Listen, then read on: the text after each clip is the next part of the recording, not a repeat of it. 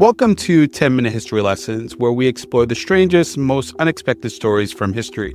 And we do it in about 10 minutes, because history should be short, but never forgotten. I'm Antonio Milian, your host, and today we're diving into one of the most bizarre contests ever held. It was called the Great Stork Derby. Imagine being offered millions of dollars just to have kids. Sounds wild, right? Well, in 1926, a Canadian millionaire made this a reality. This is the story of an eccentric will, a baby boom, and a legal battle that shook Canada.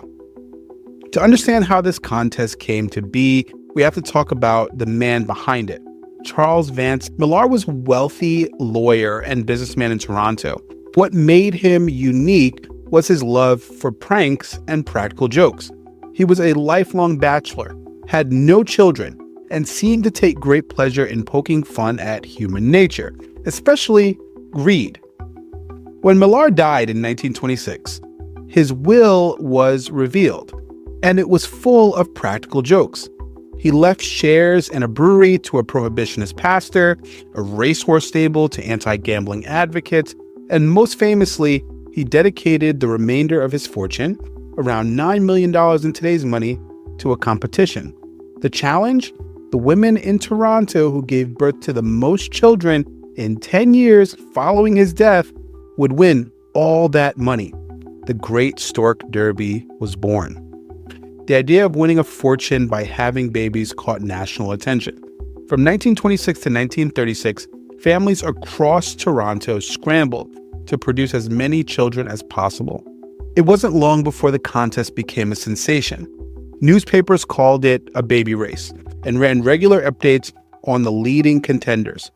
However, this was in the middle of the Great Depression, and many families were already struggling to put food on the table. Some saw the contest as an opportunity for financial security. Others criticized it as an unethical social experiment. And then there was the legal chaos. Millard's distant relatives and even the Canadian government fought against his will, calling it ridiculous and immoral. Lawsuits dragged out for years, with debates over what counted as a legitimate birth. Were stillbirths included? What if the child died young? The courts were forced to rule on all these matters that had never been considered. After a decade of baby-making madness, the case finally came to a close in 1936. The courts upheld Millard's will, much to the shock of many. 4 women, each with 9 surviving children, were declared the winner and split the prize money. 2 other families received smaller amounts.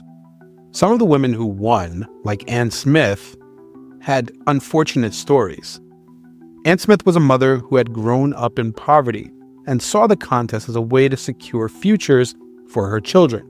She and her husband struggled to keep up with the growing expenses of raising such a large family. But they managed. Despite the economic hardship of the Great Depression, when she finally received her share of the prize money, it went straight to providing education and better living conditions for herself and her kids. Then there was another woman by the name of Katherine Nagle, who reportedly had a strong-willed determination to win. Her family's life revolved around the competition, and every new pregnancy was met with a mix of joy and strategic calculation. Though some people criticized the contest as exploitative, Nagle defended it, saying it was no different than working hard at a job to provide for one's family. With the money she won, she was able to move into a better home and give her children opportunities they never would have had otherwise. Then there was Margaret O'Neill, another winner. She spoke later in life about how exhausting and overwhelming the experience had been. She was pressured to continuously have children for a decade, and she talked about how immense that was and the financial strain it put on her family and herself. When she finally received the money, much of it was used to cover medical expenses due to her multiple pregnancies, rather than any luxury. For these women, the Great Stork Derby wasn't just a contest. It was a decades-long test of endurance, resilience, sacrifice, and even forced natalism. While the prize money helped, many of them admitted that raising such large families in financial crisis was incredibly difficult. Winning didn't mean an easy life, but it did mean they would be able to survive. The Great Stork Derby remains one of the most bizarre legacies of all time. It raised ethical questions about wealth, human motivation, and the lengths people will go to for money.